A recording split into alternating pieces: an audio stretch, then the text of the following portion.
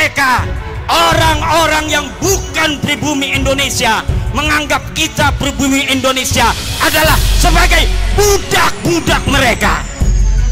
Berani nggak tes DNA? Berani nggak tes DNA? Berani nggak tes DNA?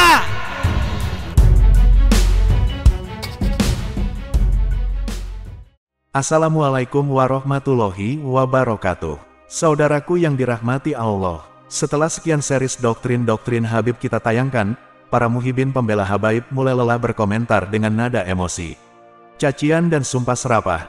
Kalaupun masih ada, mereka mengajak untuk diskusi atau sekedar mengingatkan admin, meski tetap dengan gaya mereka dengan ancaman kualat, munafik dan neraka. Admin tak bisa membalas setiap komentar, karena banyaknya komentar yang masuk dan tak bisa admin cek setiap saat. Untuk itu izinkan kami minta maaf kepada penonton setia channel ini.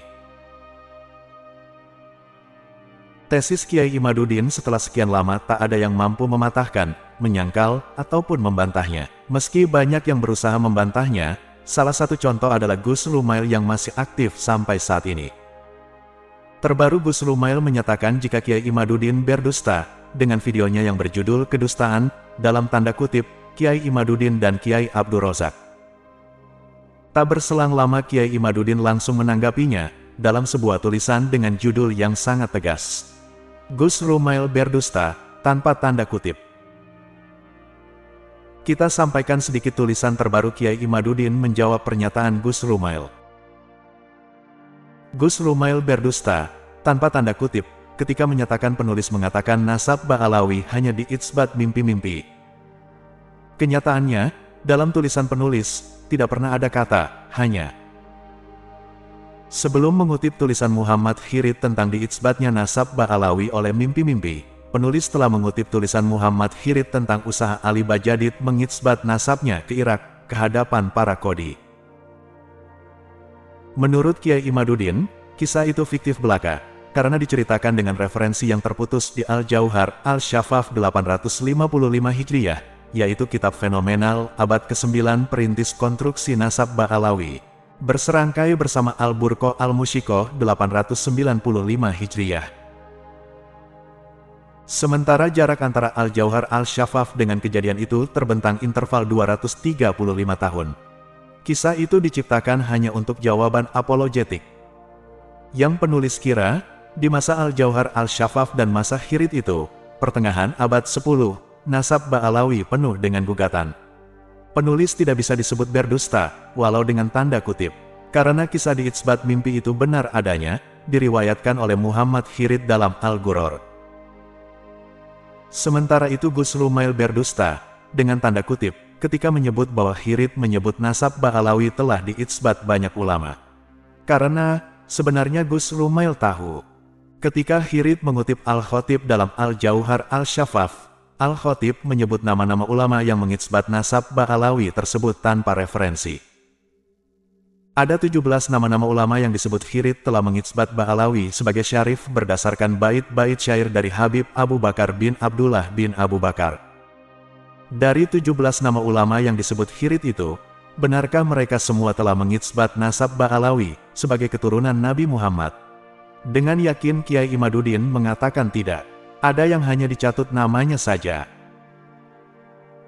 Kesimpulannya adalah nasab Ba'alawi berputar dalam sirkuit klaim kesohihan yang tidak terkonfirmasi kitab primer, kegelapan sejarah, referensi yang tidak lulus uji petik, cocokologi, mimpi-mimpi dan bau-bau kedustaan. Demikian sedikit tulisan Kiai Imaduddin membalas pernyataan Gus Lumail. Dengan tegas Kiai Imad menulis Gus Lumail berdusta tanpa tanda petik, ketika menyatakan, penulis mengatakan nasab Ba'alawi hanya diitsbat mimpi-mimpi. Begitulah Kiai Imaduddin merespon orang-orang yang berusaha membantahnya, dengan cerdas Kiai Imaduddin mematahkannya. Dengan argumen yang disertai data dan fakta. Semoga tulisan Kiai Imaduddin bisa kita lanjutkan dalam video berikutnya.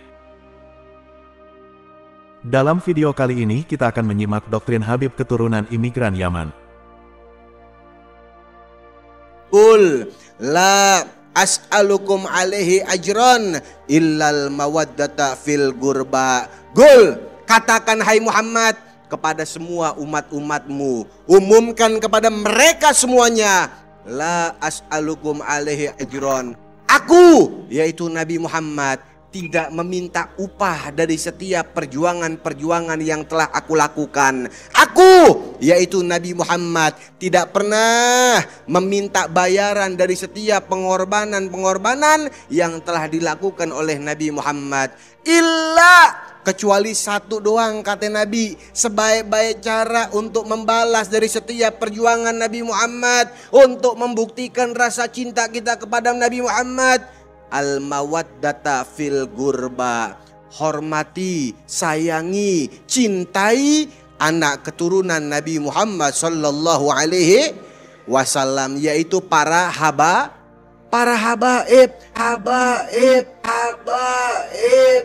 Cinta sama mereka, sayang kepada mereka. Imam Syafi'i di dalam salah satu syairnya, beliau mengatakan, ya ahla baiti Rasulillah, hubbukum fardun minallahi fil Qur'ani anzalahu. Hei anak keturunan Nabi Muhammad, hei kalian para habaib, hei kalian para zuriat, hubbukum fardun, cinta kepada kalian hukumnya wajib, fil Qur'ani anzalahu, yang telah diwajibkan oleh Allah di dalam Al-Qur'an. Seperti kebanyakan keturunan Yaman yang lain, mereka mendoktrin dengan memelintir kata dan istilah yang memang merupakan keahliannya. Semoga umat Islam Nusantara semakin cerdas, sehingga tak terpengaruh doktrin-doktrin keturunan imigran Yaman. Salam akal waras. Terima kasih sudah menonton video hingga akhir.